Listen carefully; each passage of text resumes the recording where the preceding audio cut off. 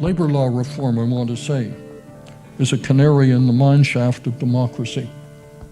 When labor law reform fails so consistently and ubiquitously, democracy itself is in danger. I remember when I was not part of Ryerson, I came from the West, and one of the things that really attracted me here was a business school that had a Center for Labor Management Relations that brought practitioners, academic scholars in from all the other disciplines.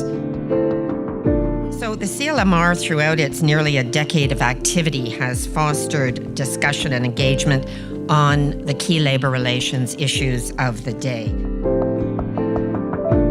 There seemed to be a general agreement that our employment and labor laws reflect different times and circumstances and do not adequately address current workplace issues given the changing nature of the workforce, the workplace, and the economy.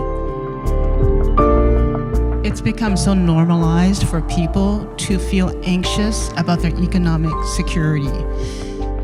For the most part, our young people were graduating to the unemployment line with huge student debt, or the only work they could find was precarious of nature, or you're a temporary hired worker, or you're a contract worker, never knowing if your job's going to be there after 6 months or 12 months or 2 years.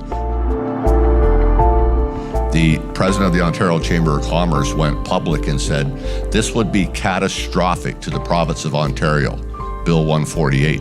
Well, folks, the sky did not fall when Bill 148 was introduced. In fact, over 83,000 jobs were created in the province of Ontario in the first 12 months.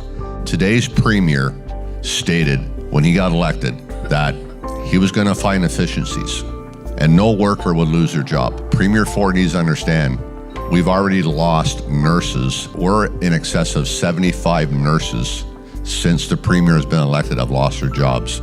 This was an imaginative, from the government perspective, and in particular the Premier's perspective, an imaginative, comprehensive, very intentional project that was part of a larger project.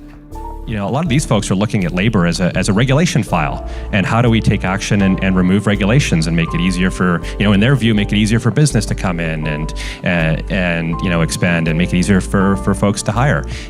That's the perspective that they have to it, and it's a totally different perspective than I think a Liberal NDP government would have.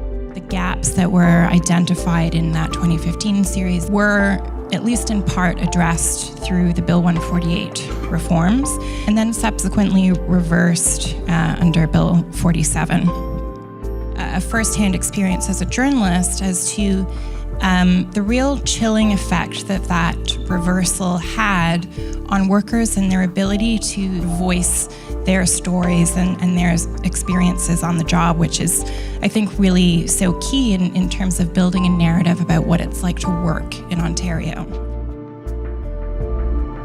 Often when I speak to students at Ryerson, I will ask, do you know what the minimum wage is? And they do. They know it's not $15 an hour because it affects them directly. When the sons and daughters of the elite can't find jobs, that's when we'll get change. The Better Way Alliance is a business owner network, and we supported Bill 148 and the changes that brought. The Urban Worker Project was formed in 2016 to raise the issues and the voices of people who are working outside of the employee-employer relationship. The understanding that what migrant workers are living through is what increasingly we are all living through, I think, has become crystal clear. Frankly, most Canadians are unaware of migrant workers. Migrant workers are unseen and they're discounted. Certainly there are good farmers, and I've met them, who treat their workers decently. I've met those employers. And that is the dirty little secret that people actually aren't paying attention. People are in this room, but if we go outside this room, as many of you Ryersonians well know, people are not focusing on labor politics today, not even young people, and they're not even focusing on politics. So we can talk about it, we can write about it, but the question is, are people listening?